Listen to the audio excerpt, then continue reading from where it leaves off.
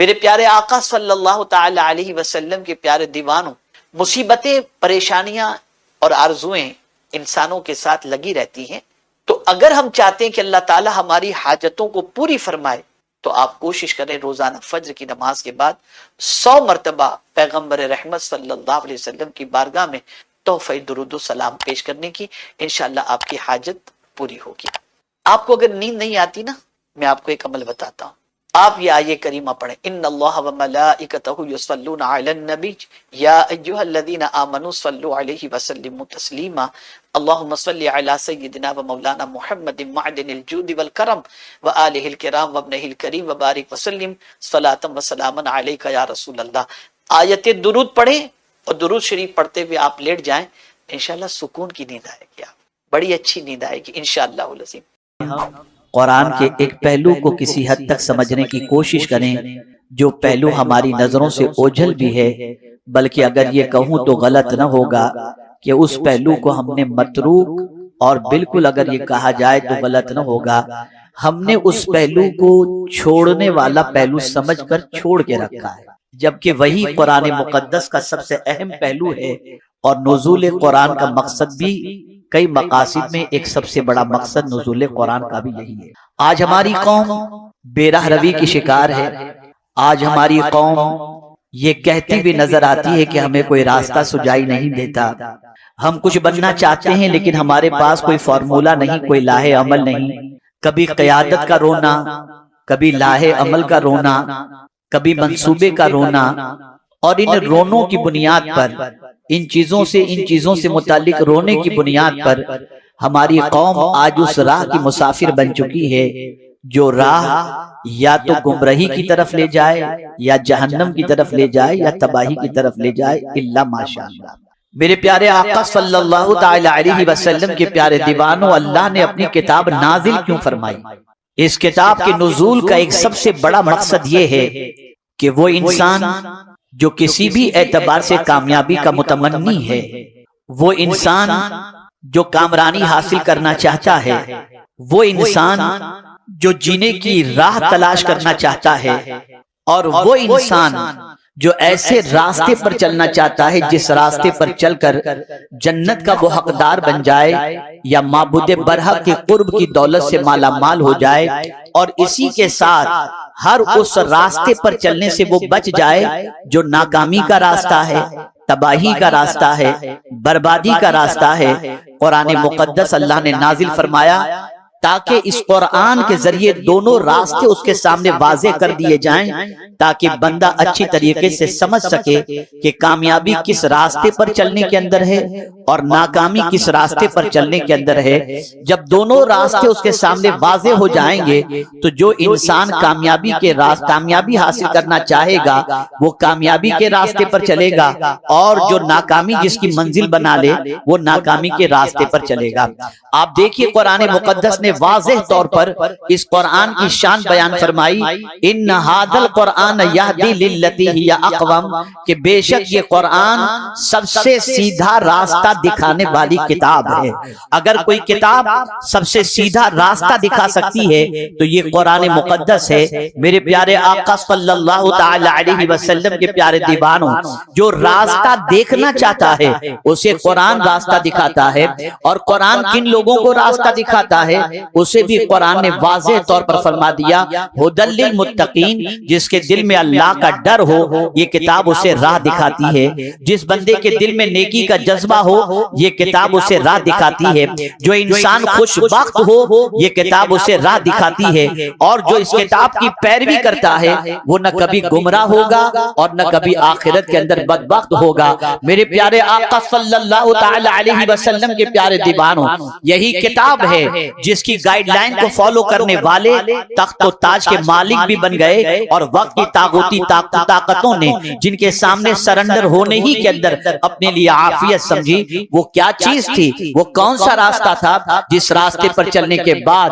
اللہ عز و جل نے فاقہ مست لوگوں کو تاج شاہی عطا فرما دیا، اور چٹائی پر بیٹھنے والوں کو تخت و تاج کا مالک بنا دیا، اور چھوٹے سے عرصے کے اندر، مختصر سے عرصے کے اندر 22 لاکھ مربع میل کے اوپر حکومت قائم کرنے کا اللہ عز و جل نے موقع عطا فرمایا تو میرے پیارے آقا صلی اللہ علیہ وسلم کے پیارے دیوانوں کہیں اور سے انہوں نے راستہ نہیں تلاش کیا تھا، انہوں نے راستہ تلاش کیا تھا قرآن سے، انہوں نے گائیڈ لائن فالو کی تھی قرآن کی، قرآن جس سمت لے گیا وہ اسی سمت گئے، قرآن نے جہاں سے روک دیا وہاں سے وہ رک گئے۔ جب کیفیت یہ ہو گئی تو میرے پیارے آقا صلی اللہ علیہ وسلم کے پیارے دیوانوں کامیابی سے دنیا کی کوئی طاقت ان کو روک نہیں سکی۔ آج اس قوم کا سب سے بڑا المیہ یہ ہے کہ قرآن جو راستہ دکھاتا ہے اس پر نہیں چلنا، سینما جو راستہ دکھاتا ہے اس راستے پر چلنا ہے، ناپاک لوگ جو راستہ دکھاتے ہیں اس راستے پر چلنا ہے۔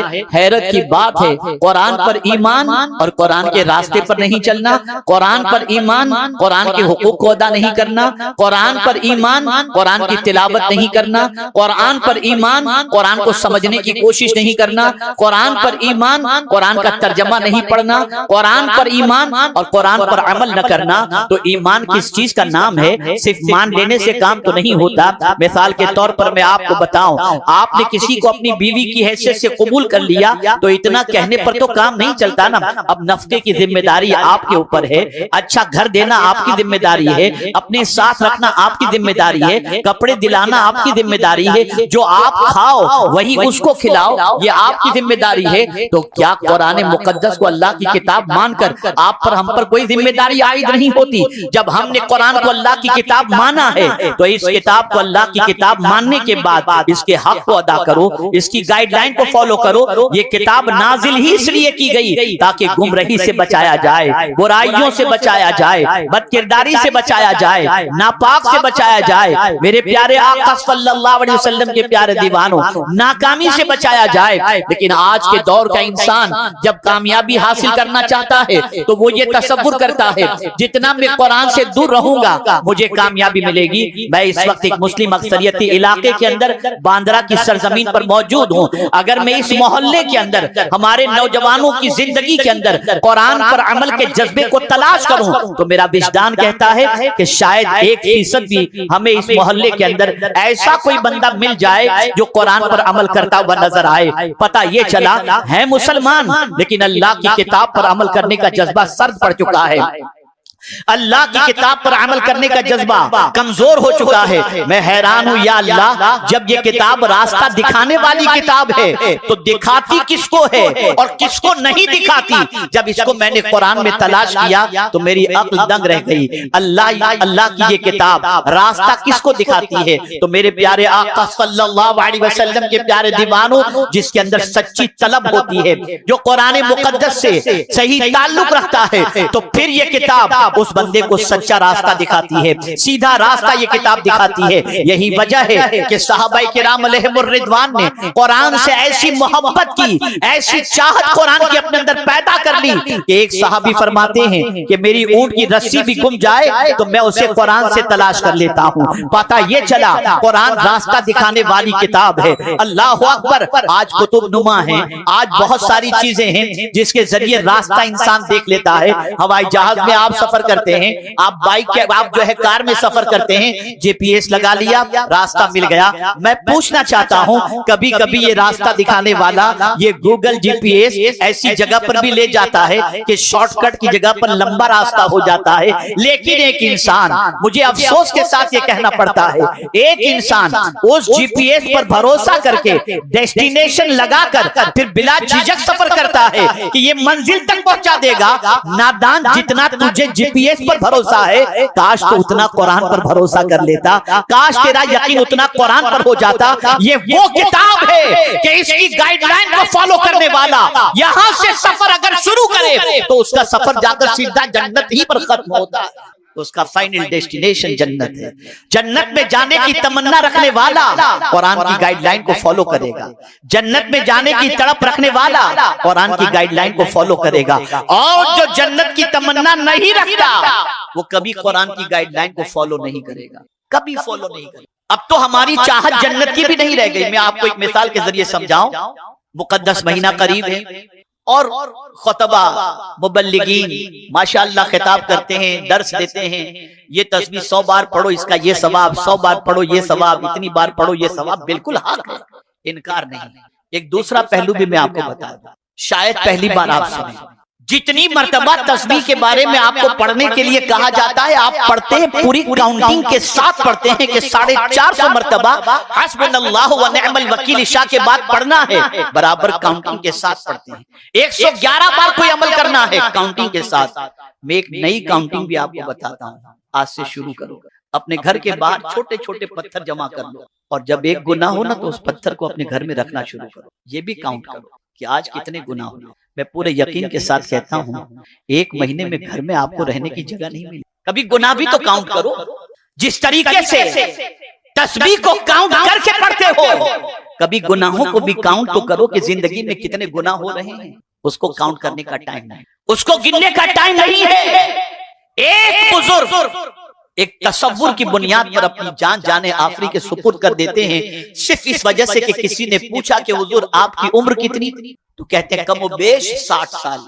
پوچھنے والے نے پوچھا اور وہ چلا گیا، لیکن ان کے ذہن کو جھنجھوڑ کے چلا گیا۔ جیسے ہی انہوں نے کہا 60 سال کم و بیش، اس بندے کے جانے کے بعد ان کے ذہن کے اندر یہ بات آئی، میری عمر 60 سال ہو گئی، اگر میں دن میں ایک بھی گناہ کیا تو 60 سال میں مجھ سے کتنے گناہ ہو گئے، اتنے گناہوں کے ساتھ میں اپنے رب کو کیسے منہ دکھاؤں گا۔ بس یہ تصور آیا کہ رب کو کیسے منہ دکھاؤں گا اتنے گناہوں کے ساتھ کہ جسم سے روح پرواز ہو گئی۔ ہم نیکیوں کو تو کاؤنٹ کرتے ہیں، کبھی گناہوں کو بھی تو کاؤنٹ کریں۔ ہم نیکیوں کو تو حساب، نیکیوں کا تو حساب کرتے ہیں، کبھی گناہوں کا بھی تو حساب کریں، لیکن ہمارے پاس اس کا ٹائم نہیں۔ اور ایک نیا پہلو قرآن کا میں آپ کے سامنے پیش کروں، جنت میں تو بندہ اس وقت جائے گا جب جہنم سے بچا لیا جائے گا، ڈائریکٹ جنت میں نہیں، پہلے جہنم سے بچا لیا جائے گا، اس لیے کہ پل صراط جہنم کے اوپر ہے، تو جب جہنم سے بچا لیا جائے گا تب وہ جنت میں جائے گا۔ اسی کو قرآن نے کہا فمن زحزح عن النار وادخل الجنہ فقد فاز۔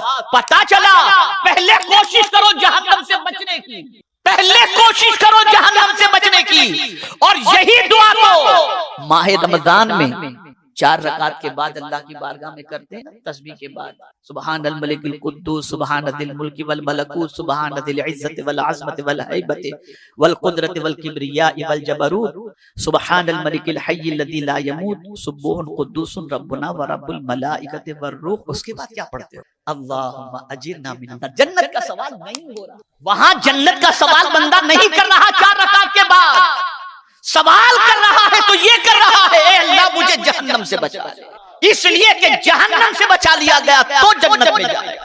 کام سارے جہنم کے کریں اور جنت کی امید کیسے عبور کریں گے جہنم کے راستے؟ تو جب قرآن کے راستے پر انسان چلتا ہے تو یہ کتاب اسے جہنم سے بچا لے جاتی ہے، اس راستے پر چلنے سے وہ بندہ رک جاتا ہے۔ اب میں یہاں پر چونکہ وقت بہت مختصر ہے اور ہمیں جلدی سے ختم بھی کرنا ہے یہاں پرمیشن کی وجہ سے، اور ایک مضبوط خطاب آپ نے سن بھی لیا، لیکن میں صرف تھوڑا سا سمجھا دوں ایک قرآن کا ڈائریکشن۔ کون سا بندہ ہے جو قرآن کے راستے پر نہیں چل پاتا؟ ہدایت کی 2 قسم، ایک تو اللہ کسی کو توفیق دے تو اسے سیدھا راستہ مل جاتا ہے، اور دوسرا یہ ہے کہ کوئی راستہ دکھائے اور کوئی چلنے والا راستے پر چلنے کا سلسلہ شروع کرے تو اسے ہدایت مل جاتی، جیسا کہ اللہ نے خود فرمایا والذین جاہدوا فینا لنہدینہم سبلنا، اور جو اللہ کی راہ میں کوشش کرتا ہے اللہ اسے راستے بتاتا ہے۔ لنہدینہم سبلنا، ایک نہیں کئی راستے اللہ اسے دکھا دیتا، لیکن شرط یہ ہے کہ وہ قدم اٹھائے، کوشش کرے۔ بغیر کوشش کرنے والے کو راستہ نہیں ملتا، لیکن راستہ کس کو نہیں ملتا؟ چل نہیں پاتا۔ اس کو قرآن نے فرمایا ہے ان اللہ لا یہدی القوم الظالمین، اسے راستہ نہیں ملتا جو ظلم کرنے والا ہے، ظلم کرنے والے کو راستہ نہیں ملتا۔ اور اس کتاب کی شان ہے کہ دونوں چیزیں ہیں، یضل بہ کثیرا ویہدی بہ، بہت سے لوگ اس کتاب کے ذریعے منزل مقصود کو حاصل کر لیں گے اور بہت سے لوگ اس کتاب کی وجہ سے گمراہ ہو جائیں گے۔ کتاب کا قصور نہیں، کتاب کا ترجمہ غلط کر کے، معنی غلط کر کے، کتاب پر نہ چل کر کے وہ راستہ بھٹک جائے۔ اگر توجہ چاہوں گا اپنی طرف سے نہیں، آپ کو آئینہ دکھا رہا ہوں، ہم خود بھی دیکھ لیں اپنا آئینہ، آئینے میں اپنی کیفیت۔ اگر ہم قرآن پر نہیں چلتے تو کہیں نہ کہیں ہماری زندگی میں ظلم موجود۔ اگر ہمیں قرآن پر چلنے کا جذبہ نہیں ملتا تو کہیں نہ کہیں ہمارے اندر گناہ کبیرہ کا ارتکاب کا معاملہ نظر آتا ہے، اس لیے کہ اللہ نے فرمایا ان اللہ لا يحب الفاسقین لا يهدي الفاسقین، او کما قال کہ اللہ تعالیٰ فاسقوں کو راستہ نہیں دیتا۔ اور یہاں پر میں آپ کو بتاؤں فسق سے مراد کیا ہے۔ فسق کی 3 قسمیں ہیں، تقریباً مفسرین اس بات کی طرف گئے کہ فسق سے مراد گناہ کبیرہ ہے، اور جہاں قرآن کے اندر فسق کا معاملہ آیا ہے اس سے مراد گمراہی ہے۔ اب یہ 3 قسمیں جو فسق کی ہے اسے آپ سمجھ لیں۔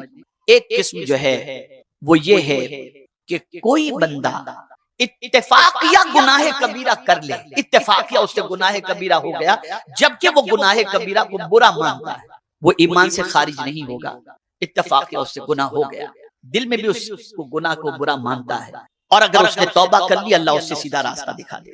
فسق کی دوسری قسم ہے جان بوجھ کر کے گناہ کبیرہ کرنا، جان بوجھ کر، اسے انہماق، فسق انہماق کہتے ہیں کہ عادت ہی بنا لینا گناہ کرنے کی، کبیرہ کی۔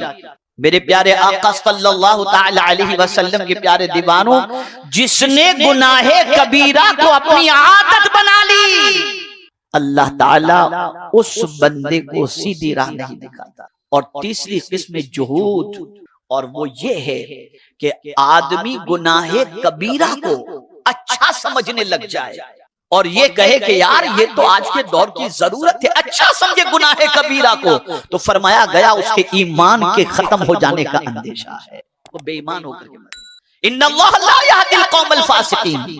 تو اگر ہم پورا مجموعے کے طور پر اگر دیکھیں، بہت سارے ہم سے کہتے ہیں مولانا کی باتوں میں کچھ نہیں رکھا، فلاں ایسا فلاں ایسا فلاں ایسا فلاں ایسا۔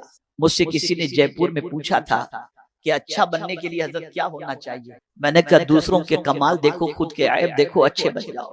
لیکن ہم دوسروں کے عیب میں سے ہی فرصت نہیں پاتے اور خود کو باکمال ہی سمجھتے ہیں، اس لیے ہم اچھے بن نہیں پاتے۔ میرے پیارے آقا صلی اللہ تعالی علیہ وسلم کے پیارے دیوانوں، اگر قرآن کی گائیڈ لائن پر چلنے میں دقت ہو رہی ہے، قرآن کہتا ہے نماز قائم کرو، قرآن کہتا ہے جھوٹ سے بچو، قرآن کہتا ہے اقربا پروری کرو، قرآن کہتا ہے غریبوں مسکینوں کی مدد کرو، قرآن کہتا ہے زنا کے قریب مت جاؤ۔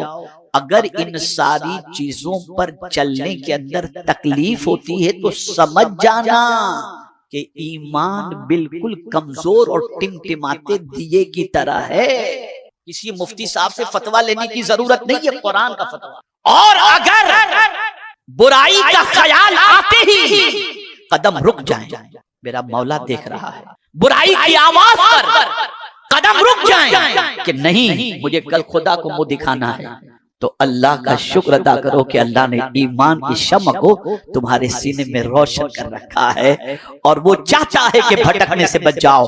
کون بھٹکنے سے بچتا ہے؟ تو اس کو بھی قرآن نے کہا کس کو ہدایت ملتی ہے؟ فَمَنِ اتَّبَعَ هُدَايَ فَلَا يَضِلُّ وَلَا يَشْقَى۔ جو قرآن کی گائیڈ لائن کی پیروی کرتا ہے اللہ اسے گمراہ بھی نہیں کرے گا اور قیامت کے دن اسے بدبخت بھی نہیں کرے گا۔ پتا چلا قرآن کو فالو، یہ ایک مثالی محلہ بن سکتا ہے، یہ قیادت کرنے والا علاقہ بن سکتا ہے، اکثریتی علاقہ مسلمانوں کا ہے، مسلمانوں کا یہ اکثریتی علاقہ ہے۔